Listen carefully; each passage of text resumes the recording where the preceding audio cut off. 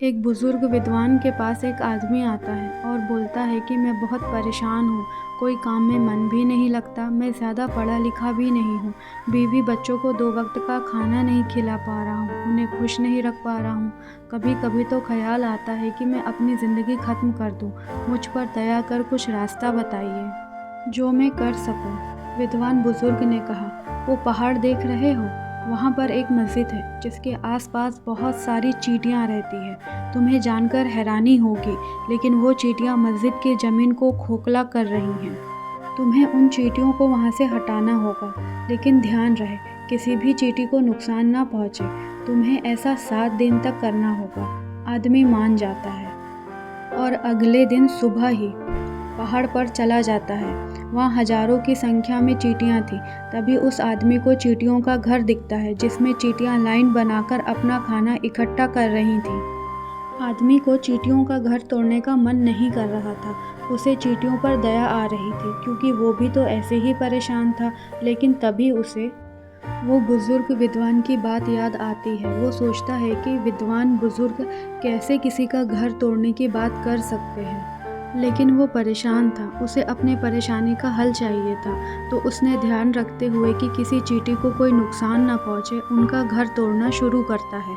उस दिन रात को वो सो नहीं पाता। अगले ही दिन फिर पहाड़ पर चला जाता है तो वो देखकर हैरान हो जाता है कि चींटियों ने वापस अपना घर बना लिया था। फिर से वैसे ही लाइन से अपना खाना ले जा रही थी। आदमी सोचता है कि कैसी बेवकूफ़ चींटियां हैं ये, मैं इन्हें हटा रहा हूँ और ये फिर से वापस आ गई। आदमी फिर से उनका घर तोड़ देता है और इस बार उनके घर पर ठंडा पानी डाल देता है और फिर घर चला जाता है। अगले ही दिन फिर पहाड़ पर जाता है तो देखता है कि चींटियों ने पुराने घर से थोड़ी ही दूर पर फिर से नया घर बना लिया था और फिर से लाइन में चलते हुए अपना खाना इकट्ठा कर रही थी। वो गुस्से में चींटियों का घर तोड़ता है, लेकिन इस बार कुछ चींटियां उसके पैरों में दबकर मर जाती है। जैसे ही वो देखता है कि चींटियां मर गई हैं, उसका गुस्सा शांत हो जाता है और उसे दुख होने लगता है कि मैं ये क्या कर रहा हूँ। वो दुखी मन से घर चला आता है। वो अगले दिन पहाड़ पर जाने के समय चींटियों के लिए खाने के लिए अपने साथ आटा ले जाता है क्योंकि बुजुर्ग विद्वान के अनुसार उसे 7 दिन तो जाना ही था। वो अब बचे हुए हर दिन ऐसा ही करता। आटा ले जाता, चींटियों को बैठकर खिलाता और वापस आ जाता। अब 7 दिन पूरे हो चुके थे। वो विद्वान बुजुर्ग के पास जाता है और उनसे माफ़ी मांगते हुए सारी बातें बताता है कि उसके साथ क्या क्या हुआ और उसने क्या क्या किया, और बोलता है कि जो कि उसने विद्वान बुजुर्ग के बताया काम भी नहीं किया तो अब उसे परेशानी का हल भी नहीं मिलेगा। ये सब सुनकर विद्वान बुजुर्ग मुस्कुराते हैं और बोलते हैं कि मैं तुम्हें यही तो सिखाना चाह रहा था कि एक छोटी सी चींटी हमें ज़िंदगी गुजारने का तरीका बताती है। मैं तुम्हें उन चींटियों का घर तबाह करने के लिए नहीं भेजा था, मैंने तुम्हें भेजा था कि तुम इन चींटियों से कुछ सीख लो जो तुम्हें तुम्हारी ज़िंदगी गुजारने में मदद करे। इन चींटियों से पहली सीख ये है कि हमारी ज़िंदगी भी हार जीत का नाम है, लेकिन 1-2 बार हार मिलने पर हम हार जाते हैं, नाराज़ हो जाते हैं।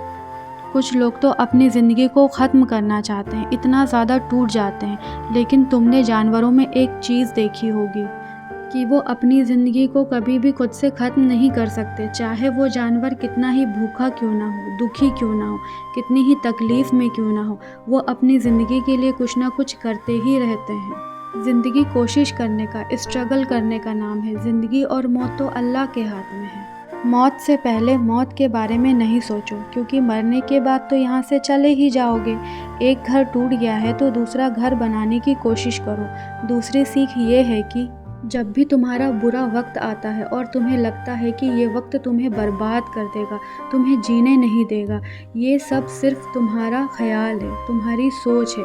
वही सोच दिल को दुखी कर देता है और हम कोशिश करना छोड़ देते हैं। लेकिन तुम ही सोचो, बार बार की तकलीफ़ हमें नुकसान पहुंचाएगी, लेकिन कब तक पहुंचाएगी? अगर हम बार बार कोशिश करते रहेंगे तो हार भी हमारे सामने घुटने टेक देगी और कुदरत भी हमारी मदद करने लगेगी। जैसे तुमने खुद ही चींटियों को आटा खिलाया, तो कभी भी हार नहीं मानोगे। मेरे साथ अब तक बने रहने के लिए, आपका कीमती वक्त मुझे देने के लिए आपका बहुत बहुत शुक्रिया।